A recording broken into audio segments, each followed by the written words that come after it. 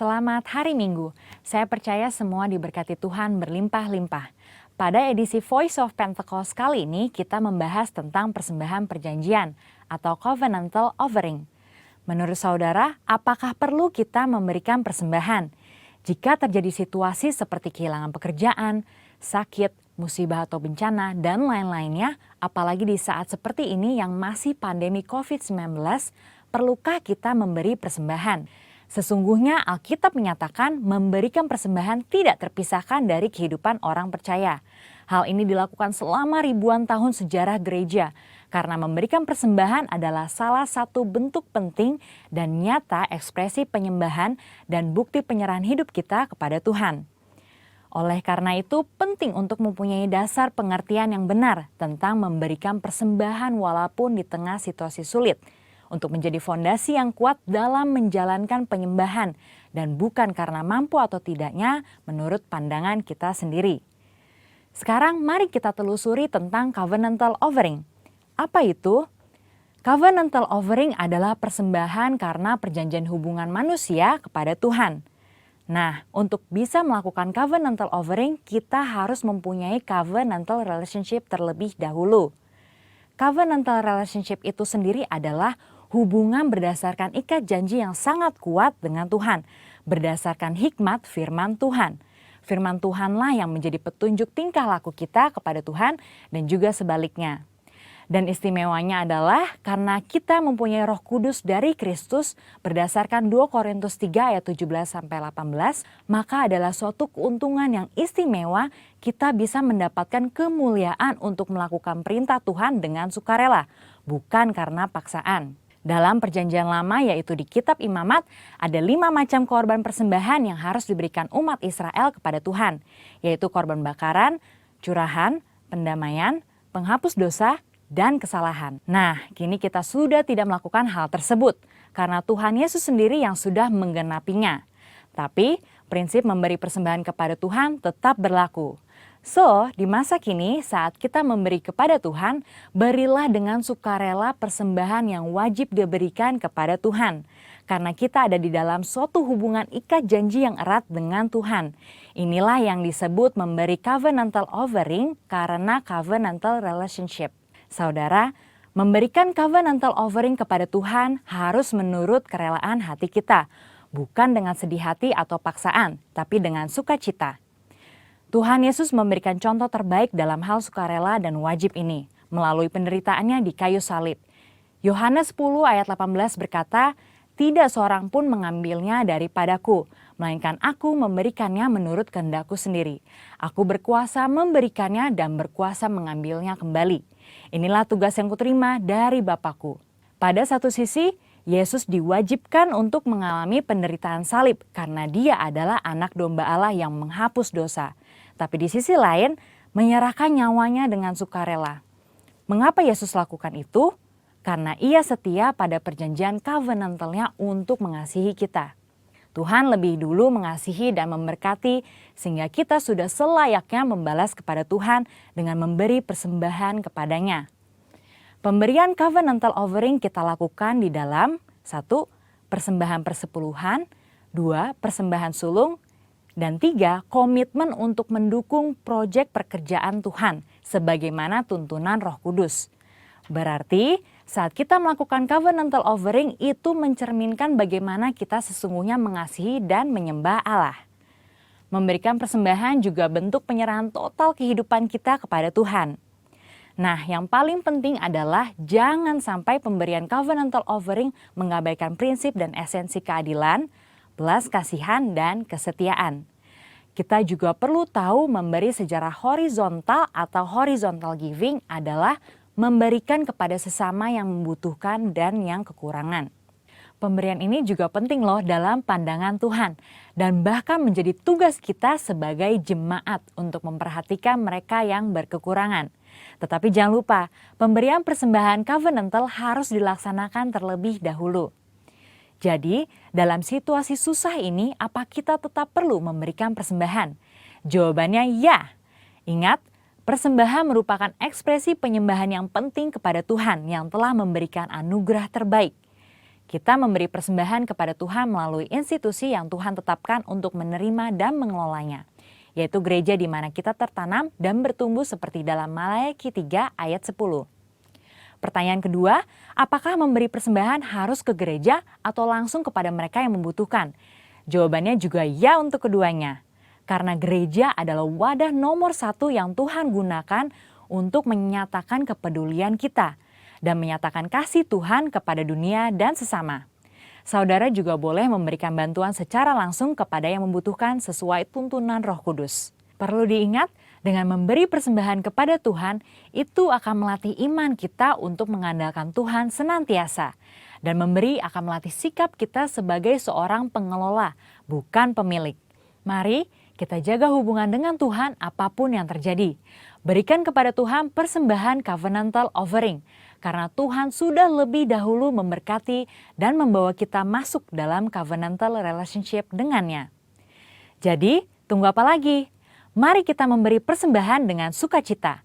Kita diberkati untuk menjadi berkat bagi orang lain. Tuhan Yesus memberkati. Amin. Shalom jemaat Tuhan yang berbahagia dalam nama Tuhan Yesus. Apa kabar di pagi hari ini? Kami percaya dalam keadaan baik dan luar biasa. Mari kita bangkit berdiri bersama-sama yang ada di rumah. Kita mau beri yang terbaik bagi Tuhan. Sambil kita berikan tepuk tangan bagi Tuhan kita. Kita sorakan haleluya. Mari kita bersukacita bagi Tuhan kita. Haleluya. Biarlah segala puji syukur bagi Tuhan kami. Haleluya. Mari bersama-sama angkat pujian kita bagi Tuhan. Katakan, segala puji syukur hanya bagimu Tuhan, sebab Kau yang layak dipuja. Kami mau bersorak tinggikan nama-Mu.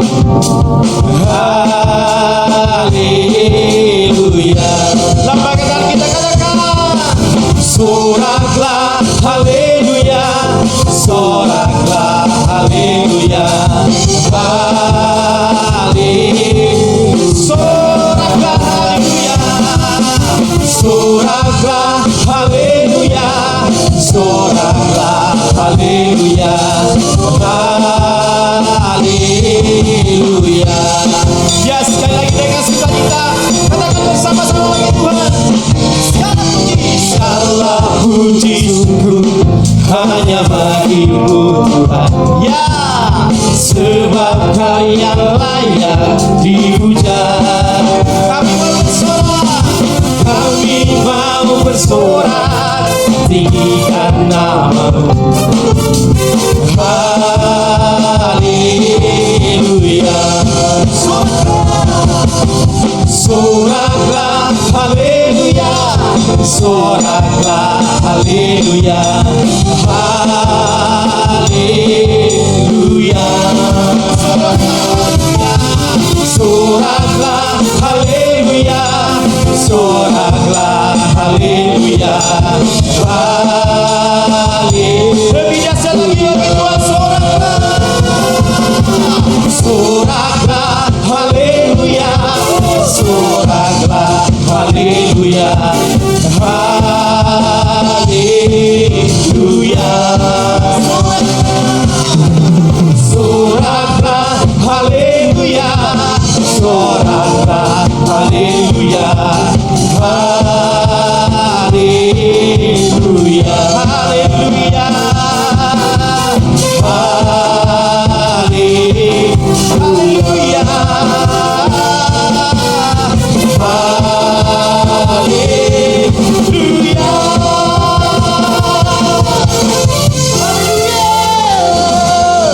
Berikan sorak-sorai bagi Tuhan kita. Terima kasih Tuhan. Kami mengucap syukur Tuhan atas apa yang Tuhan buat dalam hidup kami. Kami naikkan syukur kami ya Tuhan, buat segala kemurahan-Mu, buat segala kebaikan-Mu Tuhan. Terpuji-pujilah nama-Mu hari ini dan sampai selama-lamanya. Kami siapkan hati kami untuk boleh memberi yang terbaik bagi Tuhan. Haleluya Tuhan. Mari jemaat Tuhan yang di rumah-rumah, angkat pujian kita beri yang terbaik bagi Tuhan. Tuhan hadir di bait kudusnya saat umat mencari wajahnya, berseru berdoa, bersujud menyembah dan menikmati kehadirannya. Tuhan mau dekat dengan umatnya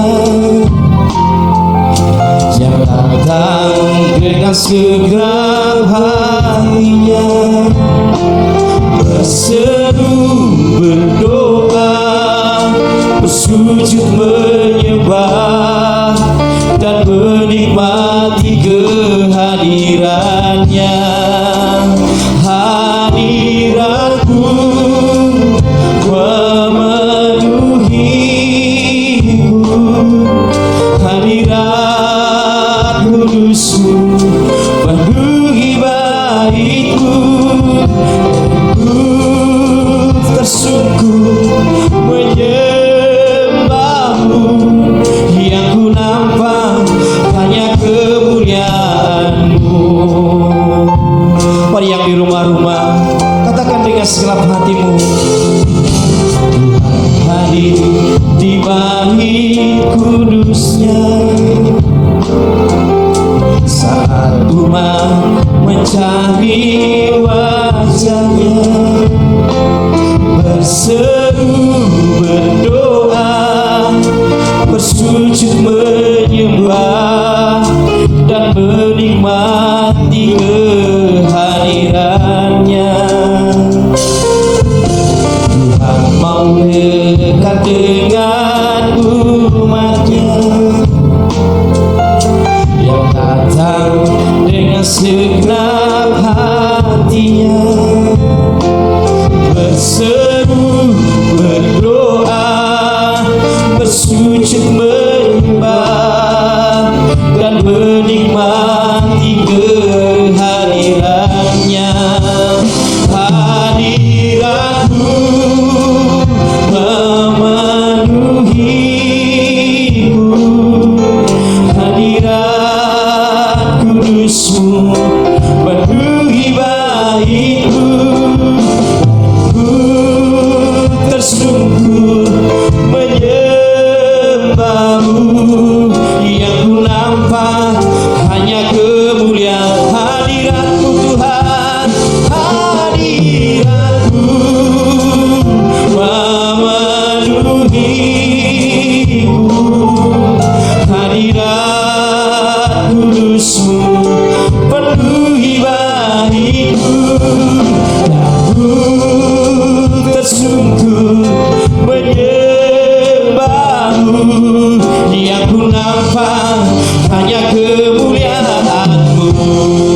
Bersama-sama angkat kedua tangan kita yang di rumah-rumah, katakan hadirat-Mu memenuhiku, hadirat kudusmu penuhi baitku. Dan ku tersungkur menyembahmu, yang ku nampak hanya kehadirat-Mu ya Tuhan. Hadirat-Mu memenuhiku, hadirat kudusmu penuhi baitku. Dan ku tersungkur menyembahmu, yang ku nampak hanya kemuliaan-Mu. Mari kita sembah Tuhan, sembah Dia, angkat suaramu, tinggikan Dia. Yesus, kami berkat Tuhan. Terima kasih Yesus, terima kasih kami datang menyembah-Mu ya Tuhan.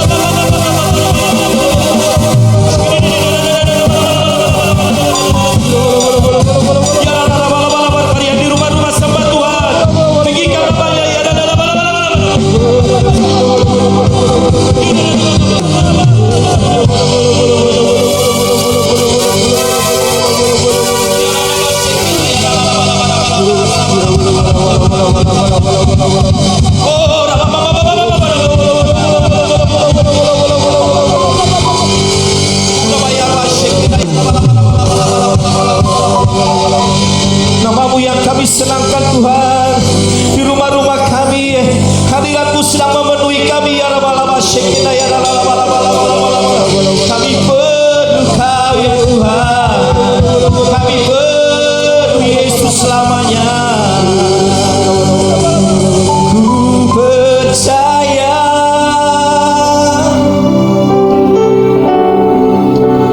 Kau bekerja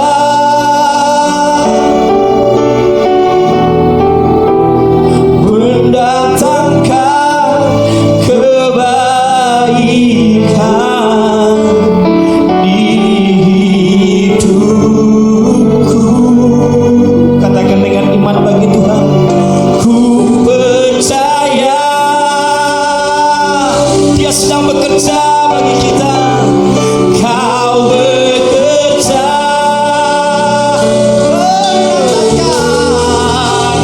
mendatangkan kebaikan, mendatangkan kebaikan. Kuasa-Mu terlebih besar, Tuhanku terlebih besar. Tak pernah terlambat janji-Mu ya Tuhan menolong hidupku. Kuasa-Mu ya Tuhan, kuasa-Mu terlebih besar. Tuhanku terlebih besar. Tak pernah terlambat janji-Mu ya Tuhan berikan hidupku. Kuasa-Mu ya Tuhan, kuasa-Mu terlebih besar. Tuhanku terlebih besar. Kami percaya janji-Mu ya Tuhan menolong hidupku. Kuasa-Mu ya Tuhan, kuasa-Mu terlebih besar. Tuhanku terlebih besar. Haleluya. Tak pernah terlambat janji-Mu yang tak pernah terlambat, tak pernah terlambat. Dengan iman katakan tak pernah terlambat, tak pernah terlambat janji-Mu ya Tuhan. Pulihkan hidupku. Haleluya. Bapa di sorga, Bapa yang kami sembah di dalam nama Tuhan Yesus Kristus. Terima kasih buat anugerah dan kebaikan-Mu yang Tuhan nyatakan sampai hari ini bagi kami semua umat-umat-Mu ya Tuhan. Dari tempat ini kami bersama-sama dengan umat-umat-Mu yang ada di rumah-rumah sepakat berdoa memberkati kota kami, Kota Padang, memberkati Provinsi Sumatera Barat, memberkati Pulau Sumatera dari Aceh sampai Lampung, dan Indonesia dari Aceh sampai Merauke. Bela anugerah Tuhan dicurahkan atas negeri kami. Diberkatilah pemerintahannya, diberkatilah perekonomian Indonesia, diberkatilah pendidikannya, diberkatilah seluruh penduduknya. Bahkan kami berkata Indonesia bebas dari resesi ekonomi global. Terima kasih Bapa yang baik. Kami bersyukur Tuhan bahwa hari ini kami boleh bersama-sama menikmati hadirat Tuhan. Dan saat ini juga kami berdoa Bapa di sorga untuk gembala pembina kami yang ada di pusat. Terima kasih untuk Bapak Insinyur Niko Nyoto Raharjo. Terima kasih buat Gempa Wakil hamba-Mu dan seluruh karayon yang ada di bawah pembinaan hamba-Mu dari rayon 1 sampai 19. Kami percaya anugerah Tuhan yang memampukan mereka untuk melayani Tuhan di era Pentakosta yang ketiga ini. Lewat pelayanan hamba-hamba-Mu ini akan banyak jiwa-jiwa yang akan dibawa kepada Tuhan. Terima kasih Bapa. Kami berdoa juga Tuhan untuk gembala kami yang ada di Rayon 19. Terima kasih untuk Bapak Johan Makmur. Terima kasih untuk Ibu Rebeka. Terima kasih untuk ketiga wakil hamba-Mu dan seluruh keluarga besar mereka Tuhan. Kami terus topang dan doakan hamba-hamba-Mu ini. Kiranya Tuhan yang memakai mereka, pengurapan yang double porsi menyertai pelayanan hamba-hamba-Mu ini ya Tuhan. Mereka sehat, kuat dan panjang umur untuk melakukan pekerjaan-Mu yang besar yang ada di Rayon 19. Terima kasih juga Tuhan untuk hamba-hamba-Mu yang melayani di ranting dan di cabang. Terima kasih juga untuk gembala-gembala sisi, bahkan seluruh pelayan jemaat-Mu yang ada. Bila semua kami boleh bergandengan tangan bersama-sama melakukan pekerjaan-Mu ini. Bapa di surga, dari tempat ini juga kami berdoa Tuhan. Makasih untuk seluruh jemaat-Mu Tuhan yang ada di Rayon 19. Kami memberkati semua sehat, semua kuat, dan semua mengalami janji-janji Tuhan.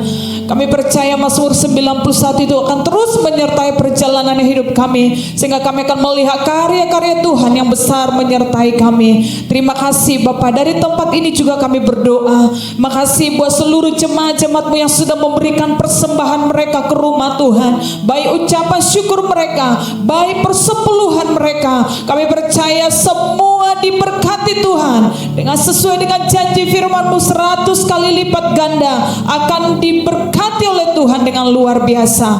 Terima kasih Bapak yang baik. Hari ini juga kami berdoa Tuhan untuk Saudara Jevon Gajali yang akan menyampaikan kebenaran firman-Mu. Kami berdoa biarlah pengurapan Tuhan juga turun atas hamba-Mu, sehingga ketika hamba-Mu menyampaikan firman-Mu, kami yang lemah dikuatkan, yang sakit disembuhkan, dan yang berbeban berat akan diberikan jalan keluar.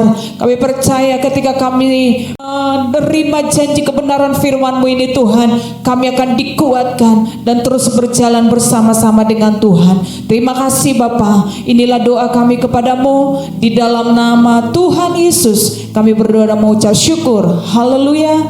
Amin. Mari kita berdoa. Bapa, kami menyembah-Mu karena Engkau Allah yang sejati dan Allah yang benar. Engkau memegang kendali atas hidup kami dan atas semua yang terjadi di dunia ini. Kami bersyukur Engkau telah menjadikan kami umat-Mu. Kami berdoa biarlah di masa ini Engkau pun memakai kami untuk memperlebar kerajaan-Mu. Di dalam nama Tuhan Yesus kami berdoa. Amin. Shalom saudara, nama saya Jevon Gazali. Saat ini saya aktif melakukan pelayanan secara online di YouTube dan Instagram. Hati di balik pelayanan saya adalah untuk mengklarifikasi kesalahpahaman terhadap iman Kristen yang kerap terjadi baik di dalam maupun di luar gereja. Nama pelayanannya adalah Millennial Christian dan saudara bisa cari di Instagram dengan username mln.christian. Baik saudara, hari ini saya diminta berkhotbah mengenai bagaimanakah gereja seharusnya merespon terhadap situasi pandemi saat ini. Apa artinya menjadi gereja ketika kita tidak bisa bertemu secara fisik, melakukan ibadah bersama di hari Minggu, dan melakukan aktivitas-aktivitas kerohanian lainnya secara tatap muka. Hari ini kita akan belajar dari kitab Kisah Para Rasul. Apa itu gereja dan bagaimana seharusnya gereja merespon dalam kondisi seperti ini. Apa itu gereja dan bagaimana gereja harusnya merespon dalam kondisi seperti ini. Baik saudara, apa itu gereja? Gereja lahir di hari Pentakosta pertama setelah Tuhan Yesus bangkit. Kisah Para Rasul 2 ayat 1 berkata, ketika tiba hari Pentakosta, semua orang percaya berkumpul di satu tempat. Inilah gereja pertama dan inilah esensi gereja, yaitu perkumpulan orang percaya. Jadi saudara, esensi gereja itu bukan gedungnya, bukan organisasinya, dan juga bukan denominasinya, tapi adalah perkumpulannya dan orangnya. Kitalah gereja saudara.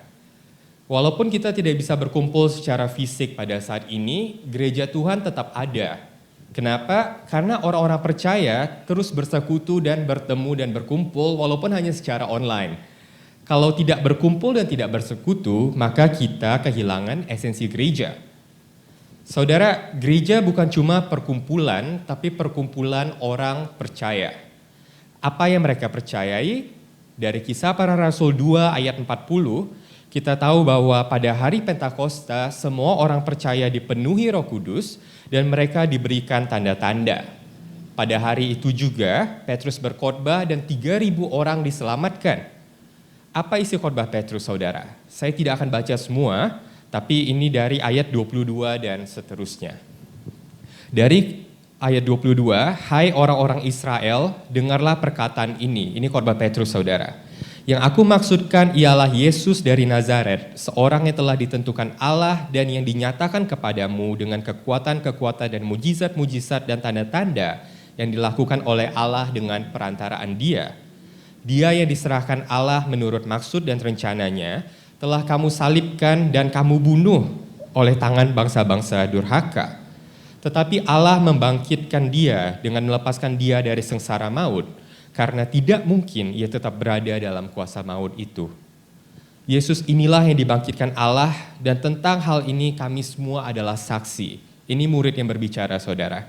Dan sesudah ia ditinggikan oleh tangan kanan Allah dan menerima Roh Kudus yang dijanjikan itu, maka dicurahkannya apa yang kamu lihat dan dengar di sini. Ini berbicara soal tanda-tanda di hari Pentakosta pertama setelah Yesus bangkit. Mereka berbicara dalam bahasa yang baru. Lalu kita maju ke ayat 36. Jadi seluruh kaum Israel harus tahu dengan pasti bahwa Allah telah membuat Yesus yang kamu salibkan itu menjadi Tuhan dan Kristus. Kita lanjut di ayat 37. Ketika mereka mendengar hal itu, hati mereka sangat terharu. Lalu mereka bertanya kepada Petrus dan rasul-rasul yang lain, apa yang harus kami perbuat, saudara-saudara? Jawab Petrus kepada mereka, bertobatlah dan hendaklah kamu masing-masing memberi dirimu dibaptis dalam nama Yesus Kristus untuk pengampunan dosamu. Maka kamu akan menerima karunia Roh Kudus. Dan di ayat 41, orang-orang yang menerima perkataannya itu memberi diri dibaptis dan pada hari itu jumlah mereka bertambah kira-kira 3.000 jiwa. Ini yang mereka percaya, saudara. Kita bicara tadi gereja adalah perkumpulan orang percaya. Apa yang mereka percaya? Mereka percaya akan kematian dan kebangkitan Kristus. Mereka percaya bahwa Yesus sudah menebus dosa mereka. Mereka percaya bahwa mereka harus bertobat dan memberi diri mereka dibaptis. Inilah yang disebut gereja, perkumpulan orang-orang yang percaya akan karya keselamatan Kristus. Perkumpulan orang-orang yang sudah diselamatkan. Mereka tidak menjadi anggota gereja karena mereka pergi ke gereja. Mereka tidak menjadi anggota gereja karena mereka memberi persembahan ke gereja. Mereka tidak menjadi anggota gereja karena mereka temenannya sama orang gereja. Bukan, saudara. Mereka juga tidak menjadi anggota gereja karena lingkungan dan keluarga mereka orang gereja. Mereka menjadi anggota gereja karena mereka percaya kepada Yesus Kristus. Menghadiri pertemuan ibadah, memberi persembahan, berkomunitas di gereja hanyalah respon terhadap karya keselamatan Kristus ini. Jadi saudara, keanggotaan gereja saudara tidak menjadikan saudara anggota gereja. Keanggotaan gereja saudara hanyalah pengakuan terhadap karya Tuhan dalam hidup saudara. Bahwa beneran nyata dan kelihatan kalau saudara sudah diselamatkan. Jadi inilah esensi keanggotaan dalam gereja. Tapi ini kan idealnya, saudara. Pada kenyataannya keanggotaan gereja sering dipersulit atau dipermudah. Tergantung lihatnya dari sudut pandang mana nih. Nah, ini beberapa langkah jadi anggota gereja. Kamu rajin datang hari Minggu, kamu ikut kelas keanggotaan, kamu dibaptis, setuju sama visi misi gereja, ya udah lulus jadi anggota gereja. Kan gitu, saudara. Tapi kehadiran di gereja itu seakan-akan lebih penting daripada pemahaman seseorang akan keselamatan. Alhasil tidak semua orang yang ke gereja, bahkan menjadi anggota gereja, akan serta-merta masuk surga. Di zaman akhir Tuhan mengadakan perbedaan antara kambing dan domba. Di zaman akhir Tuhan mengadakan perbedaan antara lalang dan gandum. Orangnya semuanya mirip-mirip, ada di tempat yang sama. Tapi kalau gitu saudara, perbedaan ini terutama akan terjadi di dalam gereja. Kenapa? Orang mirip-mirip, tempatnya sama. Kalau seandainya terjadi di luar gereja, maka perbedaan ini tidak akan terlalu signifikan. Alhasil saudara, tidak semua orang ke gereja, bahkan menjadi anggota gereja, akan serta-merta masuk surga. Di zaman akhir, Tuhan mengadakan perbedaan antara kambing dan domba, Tuhan mengadakan perbedaan antara gandum dan lalang. perbedaan ini akan terutama terjadi di dalam gereja. Karena tempatnya sama, orangnya mirip-mirip, maka perbedaan ini akan sangat kelihatan dan sangat diperlukan pada akhir zaman. Saudara, Tuhan melakukan perbedaan artinya tidak semua orang yang ada di gereja itu selamat masuk surga. Bahkan mungkin lebih banyak yang tidak selamat, karena Tuhan bilang pintunya itu sempit dan tidak semua orang bisa masuk ke sana. Saudara, apakah saudara merasa tersinggung ketika saya mengatakan kebenaran firman Tuhan ini? Firman ini memang keras saudara, tapi inilah kenyataannya. Kita akan bahas lebih lanjut apa itu saudara yang dimaksudkan hidup sebagai orang percaya. Seperti apa itu kalau orang-orang percaya berkumpul dalam gereja, apa sih feel-nya saudara? Kita lanjut di Kisah Para Rasul 2 ayat 42 sampai 47. Mereka bertekun dalam pengajaran rasul-rasul dan dalam persekutuan, dan mereka selalu berkumpul untuk memecahkan roti dan berdoa. Maka ketakutanlah mereka semua, sedang rasul-rasul itu mengadakan banyak mujizat dan tanda. Dan semua orang yang telah menjadi percaya tetap bersatu, dan segala kepunyaan mereka adalah kepunyaan bersama. Dan selalu ada dari mereka yang menjual harta miliknya, lalu membagi-bagikannya kepada semua orang yang sesuai dengan keperluan masing-masing. Dengan bertekun dan dengan sehati mereka berkumpul tiap-tiap hari dalam bait Allah. Mereka memecahkan roti di rumah masing-masing secara bergilir dan makan bersama-sama dengan gembira dan dengan tulus hati sambil memuji Allah. Dan mereka disukai semua orang, dan tiap-tiap hari Tuhan menambah jumlah mereka dengan orang yang diselamatkan. Inilah esensi gereja dan inilah gereja mula-mula. Mereka bertekun dalam pengajaran para rasul. Artinya apa saudara? Ada kehausan akan pengenalan akan Tuhan. Mereka terus-menerus mendalami Alkitab. Mereka terus bertumbuh dalam kekaguman mereka terhadap Tuhan. Apakah kehausan akan pengenalan akan Tuhan ini ada di dalam diri kita, saudara? Ketika kita tidak berkumpul sesering dulu, dan ketika kita tidak mendapat makanan rohani sebanyak dulu, adakah kita mencari Tuhan? Adakah kita haus akan kebenaran firman-Nya? Ataukah kita malah tersadar, saudara, bahwa selama ini saya ke gereja itu cuma rutinitas. Saya tidak mencari firman-Nya, tapi hanya perkumpulannya. Saya tidak mencari firman-Nya, tapi saya hanya ingin merasa bahwa, oh ini hari Minggu, saya harus ke gereja. Jadi saya merasa baik dan benar kalau saya sudah ke gereja. Saudara, apa yang kita cari? Apakah kita peduli kalau kita itu masih dapat firman Tuhan atau tidak? Apakah kehausan akan pengenalan akan Tuhan itu ada di dalam diri kita, saudara? Lalu saudara, tanda kedua adalah mereka bertekun dalam persekutuan. Dengan sehati mereka berkumpul tiap-tiap hari dalam bait Allah. Mereka memecahkan roti di rumah masing-masing secara bergilir dan makan bersama-sama dengan gembira dan dengan tulus hati sambil memuji Allah. Ada persekutuan dan kesehatian, saudara. Persekutuan sesama orang Kristen adalah esensi utama gereja. Di satu sisi, mungkin kita cuma mau perkumpulannya tapi tidak mau firman-Nya. Di sisi lain, apakah kita ke gereja cuma mau dengar firman-Nya tapi tidak mau persekutuannya, saudara? Ini juga tidak menggambarkan tindakan iman. Saudara, keselamatan itu bukan cuma realita pribadi. Kita diselamatkan tidak sendiri-sendiri. Yesus mati satu kali untuk menebus umat-Nya. Ketika kita diselamatkan, kita tergabung dalam umat Allah. Jadi saudara, iman itu bukan cuma urusan pribadi saya dengan Tuhan. Tapi iman itu dinyatakan dalam komunitas. Mengapa saudara? Bagaimana kita bisa mengasihi sesama kalau kita tidak hidup berkomunitas?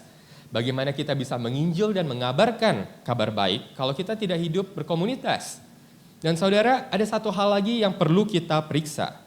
Kalau seandainya menonton kebaktian di rumah seperti saat ini membuat kita merasa nyaman, kita tidak merasa kehilangan apa-apa, dan kita tidak merindukan persekutuan dengan orang percaya. Apakah benar kita merupakan anggota gereja, saudara? Ataukah selama ini kita hanya jadi penonton dan konsumen dalam gereja? Ada perbedaan antara anggota dan konsumen. Anggota mengambil bagian dalam gereja lokal, anggota punya komitmen dan tanggung jawab, konsumen hanya penikmat. Konsumen hanya datang untuk menerima. Yesus tidak mati di atas kayu salib supaya kita jadi konsumen dalam gereja. Yesus mati di atas kayu salib supaya kita menjadi anggota tubuh Kristus, anggota gereja. Ayat berikutnya menarik saudara, masih di Kisah Para Rasul 2. Dan semua orang yang telah menjadi percaya tetap bersatu dan segala kepunyaan mereka adalah kepunyaan bersama. Dan selalu ada dari mereka yang menjual harta miliknya lalu membagi-bagikannya kepada semua orang sesuai dengan keperluan masing-masing. Apa yang kita perhatikan dari sini saudara? Gereja bukan perkumpulan orang-orang yang standar hidup atau stratifikasi sosial yang sama. Kalau seperti itu, gereja bisa jadi perkumpulan sosial saja, saudara. Di Galatia 3 ayat 28 dikatakan, dalam hal ini tidak ada orang Yahudi atau orang Yunani, tidak ada hamba atau orang merdeka, tidak ada laki-laki atau perempuan, karena kamu semua adalah satu di dalam Kristus Yesus. Identitas utama kita tidak terletak pada apa yang kita punya. Identitas utama kita adalah Kristus, makanya kita disebut orang Kristen. Kita ini orang Kristen dulu, baru profesi kita apa, baru pendidikan kita apa, baru standar hidup saya gimana. Yang pertama dan terutama adalah kita orang Kristen terlebih dahulu. Itulah yang mempersatukan kita, itulah yang mempersatukan jemaat mula-mula, dan itulah yang mempersatukan jemaat di dalam gereja. Saudara, Injil atau berita bahwa Yesus sudah mati di atas kayu salib untuk menebus dosa kita, itu menghancurkan dinding-dinding pemisah antara orang Yahudi dan orang Yunani, pemisahan berdasarkan ras, antara orang merdeka dan pada saat itu budak, saudara, berdasarkan status, antara laki-laki dan perempuan yang pada saat itu tidak dianggap setara, antara yang kaya dan yang miskin. Injil mempersatukan apa yang dunia ini tidak bisa persatukan, saudara. Di Kisah Para Rasul 2, di satu sisi yang punya lebih menjual hartanya untuk diberikan kepada yang berkekurangan, tapi di sisi lain itu diberikan sesuai dengan keperluan, bukan keinginan masing-masing saudara. Mereka tidak diperbudak oleh uang atau oleh kenikmatan dunia. Yang berkelebihan melihat kekayaan sebagai titipan Tuhan untuk dikelola secara baik untuk tujuan Tuhan. Yang berkekurangan melihat berkat sebagai sarana pemeliharaan dan kasih Tuhan. Saling memberi dalam gereja itu adalah hal yang biasa. Yang menerima tidak merasa dikecilkan, dan yang memberi juga tidak merasa dia lebih daripada yang menerima. Tapi saudara, dia juga tidak merasa kalau dia ini dimanfaatkan. Jadi ada satu ekosistem yang indah dan harmonis dalam kehidupan jemaat mula-mula ketika berbicara soal berkat. Kenapa saudara? Karena semua orang percaya itu fokusnya pada Injil Kristus. Inilah yang mempersatukan kita. Kita dipersatukan oleh Injil Kristus dan itulah yang mengubah hidup kita. Kita lihat di ayat 46 saudara, dengan bertekun dan dengan sehati mereka berkumpul tiap-tiap hari dalam bait Allah. Mereka memecahkan roti di rumah masing-masing secara bergilir dan makan bersama-sama dengan gembira dan dengan tulus hati. Injil Kristus inilah yang menyatukan hati mereka. Jadi saudara, kesatuan hati ini tidak selalu berbicara mengenai bersatu hati siapa pendetanya, bersatu dengan siapa gerejanya, visi misinya, denominasinya, tidak saudara. Mereka bersatu hati karena Injil Kristus. Cara kerjanya bukan ini hati saya, ini hati kamu, terus kita coba samain nih. Bukan saudara, bukan seperti itu. Tapi Yesus sama-sama ubahkan hati saya dan hati saudara sehingga sekarang kita sehati. Ketika hati kita diubahkan Tuhan yang sama, maka hati kita akan sama-sama menginginkan apa yang Tuhan kita mau. Yang kita kejar dalam hidup ini akan berubah. Yang kita inginkan adalah memajukan kerajaan Allah dimanapun kita berada. Cara pandang kita terhadap dunia ini berubah, kita akan melihat segala sesuatu dari sudut pandang Kristus. Ketika kita melihat uang, ya ini punya Tuhan untuk dikelola dengan baik untuk tujuan Tuhan. Kita memberi tidak dengan bersungut-sungut, tapi kita hanya memberikan apa yang menjadi miliknya Tuhan. Ketika kita melihat hubungan, ya ini bukan buat mengisi kesepian di hidup saya, ini bukan buat memuaskan nafsu saya, tapi kita minta Tuhan pakai hubungan ini untuk menguduskan kita. Bagaimana rasanya mengasihi seseorang setelah engkau tahu jelek-jeleknya dia? Kita belajar mengasihi sebagaimana Kristus pun telah mengasihi kita. Ketika kita lihat orang jahat sama kita, saudara, kita sadar begitu jahatlah dampak dosa terhadap dunia ini. Kita tidak melihat itu sebagai sesuatu yang merugikan kita, tapi sebagai kesempatan untuk mengampuni, untuk mempraktekkan kasih Tuhan sebagaimana Tuhan mengampuni dosa-dosa kita. Kita sadar kitalah pendosa yang jahat itu, dan Tuhan mengampuni kita yang tidak layak ini, saudara. Bagaimana kita melihat hidup ini, saudara? Sudahkah cara pandang kita terhadap dunia ini dibentuk oleh Injil Kristus? Apa yang kita kejar dalam hidup saudara? Kalau hal utama yang kita kejar masih hal-hal yang duniawi, sudahkah kita benar-benar diubahkan dalam hati kita oleh Kristus dan dijadikan anggota gereja? Lalu saudara, di ayat 47 dikatakan mereka disukai semua orang dan tiap-tiap hari Tuhan menambah jumlah mereka dengan orang yang diselamatkan. Komunitas gereja bukan komunitas eksklusif yang hanya fokus ke dalam. Komunitas gereja ini diperhatikan dan disukai oleh semua orang. Pekerjaan baik gereja itu kelihatan di masyarakat, saudara. Kita tidak sibuk berbuat baik di dalam, tapi kita juga pergi keluar, membuat orang merasakan kasih Kristus dan memberitakan Injil. Karena Injil diberitakan, maka jumlah orang yang diselamatkan bertambah. Di suratnya di Jemaat Roma di pasal 1 ayat 16, Paulus berkata, "Sebab aku mempunyai keyakinan yang kokoh dalam Injil, karena Injil adalah kekuatan Allah yang menyelamatkan setiap orang percaya, pertama-tama orang Yahudi tetapi juga orang Yunani." Di pasal 10 ayat 13-15 Paulus berkata, "Sebab barang siapa yang berseru kepada nama Tuhan akan diselamatkan. Tetapi bagaimana mereka dapat berseru kepadanya jika mereka tidak percaya kepada Dia? Bagaimana mereka dapat percaya kepada Dia jika mereka tidak mendengar tentang Dia? Bagaimana mereka mendengar tentang Dia jika tidak ada yang memberitakannya? Dan bagaimana mereka dapat memberitakannya jika mereka tidak diutus?" Seperti ada tertulis betapa indahnya kedatangan mereka yang membawa kabar baik. Injil adalah kekuatan Allah untuk menyelamatkan.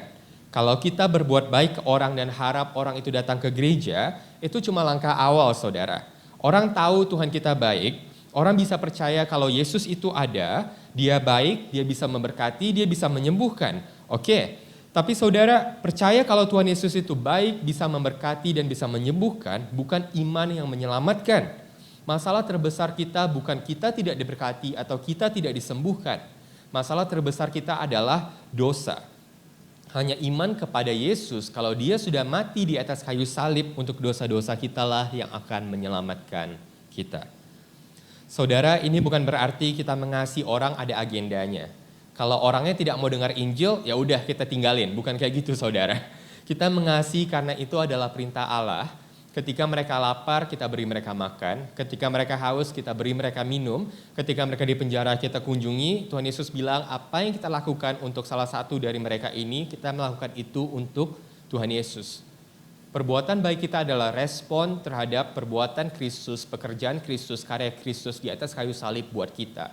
Karena kita tahu betapa baiknya Tuhan untuk kita, demikianlah kita juga berbuat baik kepada sesama kita. Jadi saudara, penginjilan merupakan esensi utama gereja juga. Yang saya maksudkan gereja bukan departemen misi dan penginjilan, bukan pendeta saudara, tapi kita semua. Karena gereja bukan departemennya, bukan pendetanya, tapi orang-orangnya. Karena kita semua adalah gereja Tuhan, maka kita semua harus memberitakan Injil dan kerajaan Allah. Langkah pertama menginjil saudara, orang tahu nggak saudara ini serius dengan iman saudara? Atau kalau orang lihat saudara ke sisi atau ke gereja, orang kaget, saudara ini beneran orang Kristen. Kalau orang tidak tahu saudara orang Kristen, bagaimana kita bisa menginjil saudara? Bagaimana kita bisa memberitakan kabar baik kepada orang lain? Langkah awalnya dari sini dulu. Ketika orang tahu saudara beneran beriman dan perbuatan saudara kelihatan, orang akan mulai bertanya, saudara, ada apa sih di gereja? Dan apa sih itu kekristenan sampai kamu mau serius banget gitu sama iman ini? Inilah bagaimana orang Kristen pertama kali dipanggil sebagai orang Kristen. Kisah Para Rasul 11 ayat 26 bilang, di Antioquia murid-murid itu untuk pertama kalinya disebut Kristen. Kenapa saudara? Orang-orang melihat murid-murid ini berbeda. Gaya hidupnya, apa yang dibicarakannya, semuanya tentang Kristus, Kristus, dan Kristus. Makanya mereka disebut orang Kristen. Jadi saudara, di Kisah Para Rasul 2 kita lihat itulah gereja. Gereja bukan gedungnya, bukan pertemuan hari minggunya, tapi adalah perkumpulan orang percaya. Mereka percaya hal yang sama bahwa Yesus sudah mati untuk menebus dosa-dosa mereka. Mereka bertekun dalam pengajaran rasul-rasul, mereka punya kehausan untuk terus bertumbuh dan akan pengenalan akan Tuhan. Mereka bersekutu dan berkomunitas dan mereka menginjil. Inilah idealnya sebuah gereja Tuhan. Tapi saudara, di masa pandemi ini kita sedang menghadapi kehidupan yang tidak pasti. Kita tidak bisa bertemu seperti biasa, kita tidak bisa menginjil seperti biasa, kita tidak bisa beribadah seperti biasa. Jadi saudara, bagaimana seharusnya kita merespon? Ini bagian kedua dari khotbah ini, bagaimana gereja harusnya merespon di dalam kondisi seperti ini. Masih di kitab yang sama saudara, di Kisah Para Rasul, gereja mula-mula yang indah dan harmonis itu pun harus menghadapi transisi yang luar biasa. Mereka memasuki era new normal seperti apa yang kita hadapi saat ini. Kita lihat di Kisah Para Rasul 8, ini terjadi setelah Stefanus dirajam karena memberitakan firman Allah. Kisah Rasul pasal 8 ayat 1-4. Pada waktu itu mulailah penganiayaan yang hebat terhadap jemaat di Yerusalem. Mereka semua, kecuali rasul-rasul, tersebar ke seluruh daerah Yudea dan Samaria. Orang-orang saleh menguburkan mayat Stefanus serta meratapinya dengan sangat. Tetapi Saulus berusaha membinasakan jemaat itu dan ia memasuki rumah demi rumah dan menyeret laki-laki dan perempuan keluar dan menyerahkan mereka untuk dimasukkan ke dalam penjara. Mereka yang tersebar itu menjelajah seluruh negeri itu sambil memberitakan Injil. Saudara, inilah new normal yang dihadapi gereja mula-mula. Di pasal 2 kita lihat mereka berkumpul tiap-tiap hari dalam bait Allah, mereka berkumpul di rumah-rumah untuk memecahkan roti, mereka hidup dalam persekutuan yang indah. Tapi saudara, di pasal 8 kita lihat penganiayaan yang hebat terjadi pada jemaat di Yerusalem. Mereka harus kabur saudara. Mereka tersebar di seluruh daerah Yudea dan Samaria. Mereka biasa berkumpul di rumah-rumah, sekarang Saulus memasuki rumah-rumah dan menyeret laki-laki dan perempuan keluar dan menyerahkan mereka untuk dimasukkan ke dalam penjara. Kita lihat sepertinya gereja Tuhan sedang dihancurkan saudara, tapi kenyataannya tidak. Kita lihat saudara, karena penganiayaan ini murid-murid tersebar di seluruh Yudea dan Samaria, mereka yang sebelumnya cuma diam di Yerusalem, kini pergi memberitakan Injil ke Yudea dan Samaria. Orang-orang di Yudea dan Samaria mendengar Injil dan bertobat saudara. Berita keselamatan sampai kepada mereka. Ini menggenapi perkataan Yesus ketika dia terangkat ke sorga, tetapi kamu akan menerima kuasa kalau Roh Kudus turun ke atas kamu, dan kamu akan menjadi saksiku di Yerusalem, Yudea dan Samaria, dan sampai ke ujung bumi. Firman Tuhan ini tergenapi melalui penganiayaan yang kelihatannya menghambat pekerjaan Tuhan. Ini kebenarannya saudara. Tuhan bekerja dalam segala hal. Rencana keselamatan Tuhan akan terus berjalan dalam kondisi apapun. Hal ini masih benar dan akan terus terjadi bahkan pada masa ini. Rencana keselamatan Tuhan akan terus berlanjut di masa pandemi ini saudara. Bagaimana kita bisa melihat Tuhan bekerja dalam masa ini? Pertama, kita lihat gereja-gereja Tuhan yang sebelumnya berkumpul secara terpusat kini menyebar ke rumah-rumah. Hal ini mengembalikan gereja ke esensi utamanya, saudara. Kita lihat bagaimana gereja yang dulunya sibuk bertumbuh secara angka, yang jemaatnya sampai puluhan ribu, bahkan pendetanya tidak kenal dengan jemaatnya, saudara, kini kembali dilokalkan ke rumah-rumah, saudara. Tuhan sedang bekerja di gereja-gereja untuk mengembalikan esensi utama gereja ini. Gambaran jemaat mula-mula ini mungkin terjadi lagi di masa pandemi ini. Orang-orang Kristen di satu daerah yang sama bersatu hati, memecahkan roti dan beribadah kepada Allah. Jika saudara tinggal sama keluarga, bisa beribadah bersama keluarga saudara.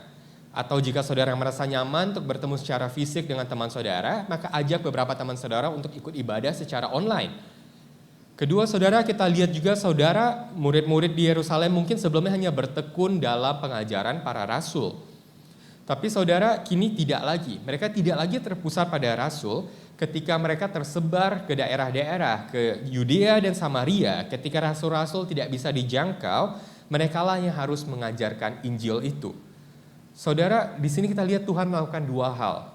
Satu, Tuhan mendesentralisasi figur-figur di gereja. Gereja-gereja yang dulunya mungkin hanya berpusat pada satu figur untuk mengajar dan memimpin, kini termultiplikasi ke banyak figur di tiap lokasi. Kedua, Tuhan mengupgrade kapasitas-kapasitas jemaatnya.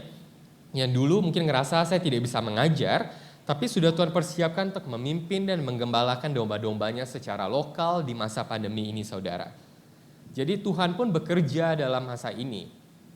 Saudara, meresponi hal ini maka kita bisa perlebar atau kita bisa perkuat pelayanan sisi kita bisa perkuat pelayanan kita di rumah-rumah, pelayanan kunjungan kita, dan juga saudara, mungkin kita bisa bahkan punya ide atau punya visi untuk menanam gereja lokal baru di lokasi berbeda, sehingga walaupun gereja lebih kecil, tapi itu lebih tersebar dan bisa menjangkau lebih banyak orang lagi saudara. Dan ketiga saudara, kenyamanannya di gereja mula-mula Tuhan ini Tuhan ambil. Mereka dulu hidup bersama, makan bersama-sama, komunitasnya saling mengasihi, semuanya bahagia dan senang saudara. Kalau ada yang berkekurangan, ada yang bantu. Tapi sekarang mereka tersebar, tercerai-berai, tidak ada lagi memecahkan roti bersama-sama seperti dulu di Yerusalem. Tapi justru di sanalah iman mereka semakin dimurnikan. Ketika masa damai dan komunitas kondusif, ikut Tuhan itu gampang saudara. Tapi ketika masa susah seperti itu, ikut Tuhan susah. Tapi justru di sanalah iman mereka dimurnikan. Waktu dulu kumpul di gereja, musiknya bagus, worship leadernya semangat, lampunya indah, suasananya nyaman, atmosfernya mendukung banget itu saudara untuk menyembah. Jadi penyembahannya tuh berasa banget kan. Tapi saudara, sekarang kita di rumah, mungkin sound systemnya nggak ada, layarnya kecil, gimana bisa enak gitu saudara nyembahnya. Apakah berubah saudara suasana penyembahan kita? Jika iya, jangan-jangan selama ini yang kita nikmati itu bukan Tuhan, tapi yang kita nikmati adalah suasananya aja saudara. Di saat-saat inilah ketika kita tidak bisa menikmati suasana penyembahan seperti biasa, Tuhan bekerja memurnikan hati kita untuk menyembah Dia.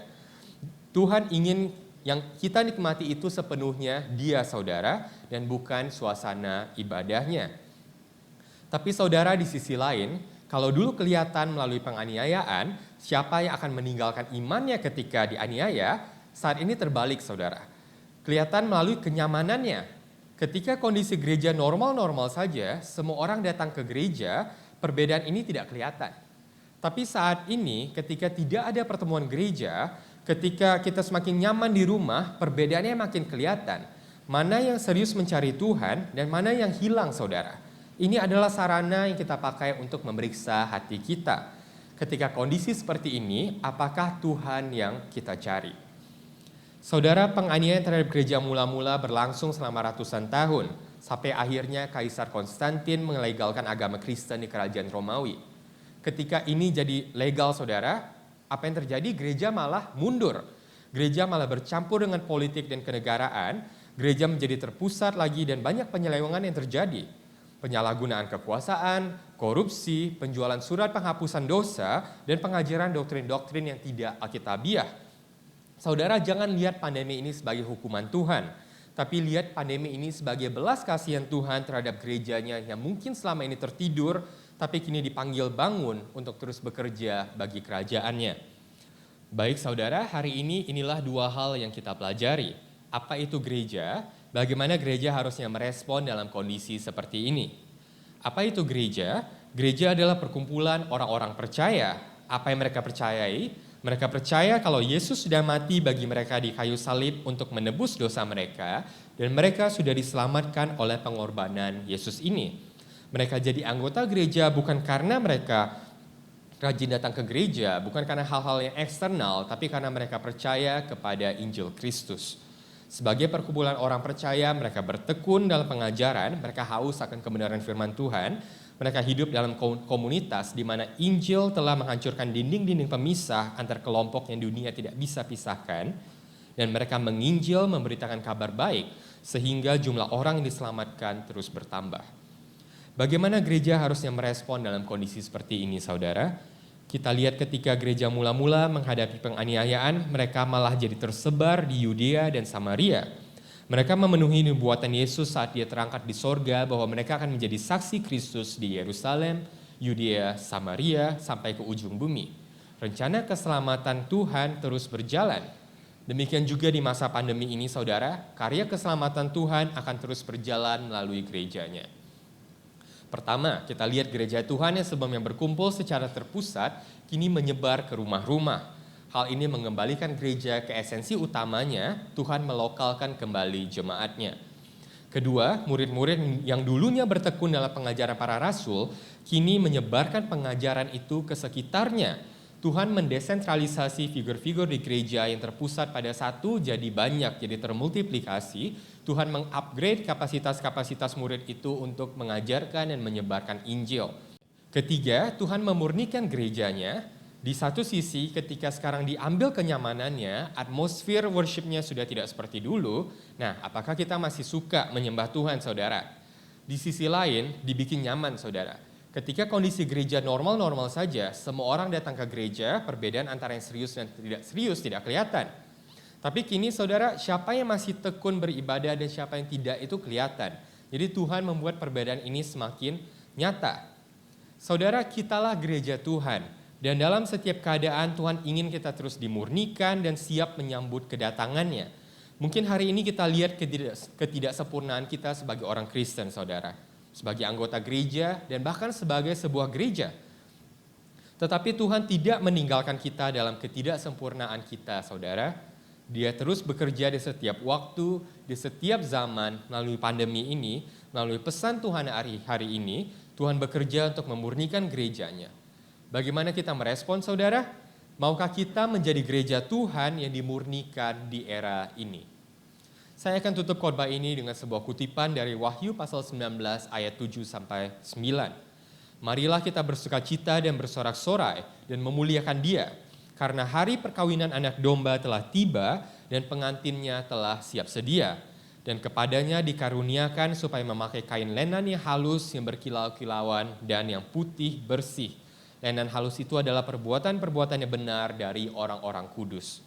Lalu ia berkata kepadaku, tuliskanlah, berbahagialah mereka yang diundang ke perjamuan anak domba. Katanya lagi kepadaku, perkataan ini adalah benar, perkataan-perkataan dari Allah. Kitalah gereja Tuhan, saudara, mempelainya yang dipersiapkan untuk hari perkawinan anak domba, yaitu Yesus sendiri. Ketika kita lemah, saudara, ketika kita melihat kemunduran dalam berbagai hal, ingatlah akan harapan yang pasti ini, bahwa pada satu hari nanti, pada kedatangannya yang kedua, di hari di mana kita akan dipersatukan dengan Kristus Tuhan kita. Tuhan Yesus memberkati. Baik, saudara, kita sudah mendengarkan firman Tuhan di hari ini, dan kita juga memperoleh kesempatan untuk masuk dalam perjamuan kudus. Perjamuan kudus itu adalah makna bagaimana kita bisa alami persekutuan kita dengan Tuhan, dan juga dengan sesama kita. Dan kita kalau hari ini mendapatkan kesempatan, artinya kita sedang meneruskan tentang apa yang Tuhan Yesus telah lebih dahulu lakukan bagi kita. Dia rela mati bagi saudara dan saya, agar kita tidak binasa, tapi beroleh keselamatan dan hidup. Nah, mari kita siapkan hati kita untuk masuk dalam perjamuan kudus ini dengan memeriksa diri kita masing-masing. Kita berdoa terlebih dahulu. Tuhan, terima kasih kalau kami bisa masuk dalam perjamuan kudus ini. Layakkan kami, Tuhan, baik kami yang melayani maupun juga seluruh daripada hamba-hamba Tuhan, orang-orang kudus-Mu yang ada di rumah-rumah. Dan bila melalui perjamuan kudus ini kami bisa memeriksa hati kami masing-masing, agar kami betul-betul siap untuk bisa masuk di dalam perjamuan kudus ini dengan arti hari ini pun kami mau alami persekutuan yang kuat dengan Tuhan, dan juga mengandung bagaimana kami juga bisa meresponi Tuhan untuk juga mengasihi sesama kami. Bapa, terima kasih Tuhan, kami siapkan hati kami untuk melakukannya. Dalam nama Tuhan Yesus, amin. Mari kita angkat roti yang telah disiapkan di tangan saudara masing-masing. Dengarkan firman Tuhan ini. Sebab apa yang telah kuteruskan kepadamu telah kuterima dari Tuhan, yaitu pada waktu Tuhan Yesus pada malam waktu diserahkan mengambil roti, dan sesudah itu ia mengucap syukur atasnya. Ia memecah-mecahkannya dan berkata, inilah tubuhku yang diserahkan bagi kamu. Perbuatlah ini menjadi peringatan akan aku. Saudaraku, bukankah roti di tangan kita melambangkan persekutuan kita dengan tubuh Kristus? Mari makan dalam nama Tuhan Yesus.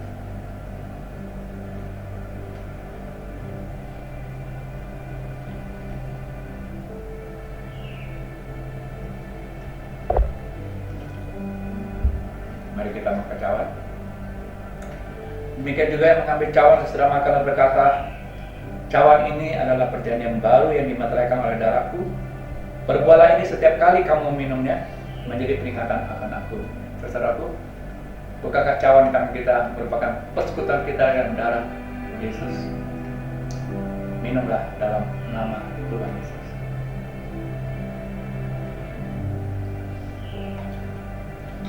Mari kita bersyukur, kita mengucap syukur atas anugerah yang Tuhan berikan kepada kita melalui ibadah firman Tuhan dan perjamuan kudus pada hari ini. Terima kasih Yesusku, terima kasih Yesusku, puji syukur hanya bagi Tuhanku. Terima kasih Yesusku, terima kasih Yesusku, puji syukur hanya bagi Tuhanku. Terima kasih Yesusku, terima kasih Yesusku, puji syukur hanya bagi Tuhanku. Terima kasih Yesusku, terima kasih Yesusku, puji syukur hanya bagi Tuhanku. Puji syukur hanya bagi Tuhanku. Puji syukur hanya bagi Tuhanku. Terima kasih Tuhan, kami percaya yang lemah dikuatkan, yang sakit disembuhkan, dan beban berat kami Tuhan angkat. Dan kami juga percaya Tuhan, hari ini kami akan mengalami satu perubahan-perubahan yang luar biasa dalam kehidupan kami. Dan terima kasih untuk semua kesempatan kami bisa beribadah dalam ibadah-ibadah di rumah-rumah secara online ya Tuhan. Terima kasih. Terima kasih Bapak. Kalau sebentar kami juga mau menabur, membawa persembahan kami, Tuhan, seperti yang kami sudah lakukan. Bila Tuhan yang mau menabur bisa melakukannya melalui virtual account yang ada di dalam gambar tayangan ini. Dan terima kasih juga ke semua kesempatan kami bisa memberi yang mengembalikan perpuluhan, ucapan syukur, persembahan khusus, memberkati dengan kelimpahan ya Bapak. Terima kasih Tuhan.